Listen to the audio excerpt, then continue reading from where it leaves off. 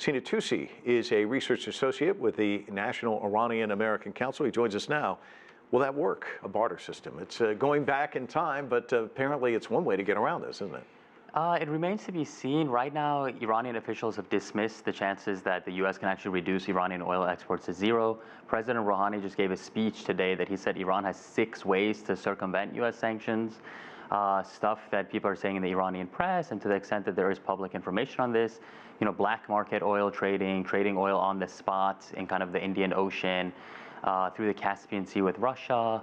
And right now, the main kind of thing to really watch out for here is how China, India, Turkey, Russia, Iran's main kind of importers of Iranian oil right now, how they react to these sanctions and the threat of secondary U.S. sanctions against them. And if they do decide to, whether openly or not openly, circumvent these sanctions and continue buying U.S. oil, that'll be very significant. And it's interesting, the response, because India, it's kind of a double whammy for them, because they also get oil from Venezuela, which is also under the screws of the Trump administration right now. But Turkey has kind of a, like, look, we can't respond this quickly. So you've got different responses. We haven't really heard how China's going to respond. But, when you look at the numbers, China and India have reduced their imports dramatically since March of this year, they said. They're still buying some, but have reduced it. Other countries are not buying. And the U.S. government says Iran's government has lost close to $10 billion.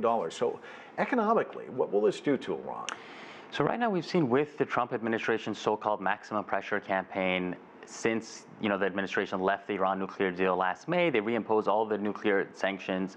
They've taken these unprecedented steps of designating Iran's Revolutionary Guard, a conscripted force that is part of the state's military force, as a terrorist organization. Now there's aim to reduce Iranian oil exports to zero. These are unprecedented. And first and foremost, many of these decisions and these actions, they amount to collective punishment against the Iranian people. It's ordinary Iranians who are paying the biggest price, not the ruling elites, not the kind of Revolutionary Guards. And, we've seen skyrocketing inflation, kind of the currency being devalued, a lot of economic hardship, increase in the cost of living. So ultimately, we're seeing a lot of hardship for the Iranian people. But when it comes to the purported aims of this policy, which they say, they have these 12 demands, the Secretary of State Pompeo said within the region and elsewhere, it's been a total failure in that regard. It hasn't spurred any change in Iranian kind of policies. It hasn't got us any closer to new negotiations. And ultimately, what I really see this policy as being is a regime change policy, really spearheaded by John Bolton, the National Security Advisor, Mike Pompeo, who are these ardent anti-Iran hawks who really oppose U.S.-Iran negotiations in principle. And people like Pompeo and Bolton, they've been on the record for years supporting bombing Iran.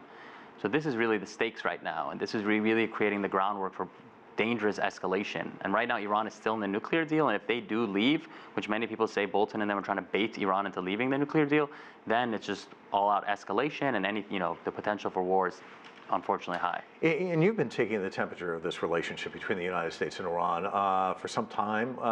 Where are we now, and is there an off-ramp?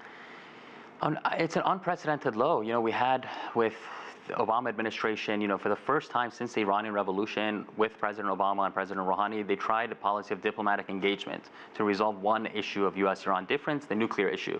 And through years of negotiation, they were able to get the nuclear deal. And, in exchange for U.S. sanctions, really, if Iran blocked, Iran's pathways to a nuclear bomb were eliminated.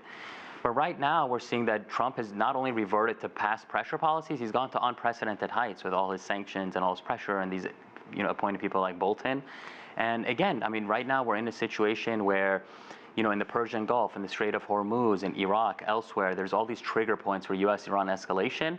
And, even inadvertently, even if Trump himself doesn't want a war in the region, inadvertently, if there's some escalation, if, some collision in the Persian Gulf, this could easily escalate out of control and spiral into a conflict.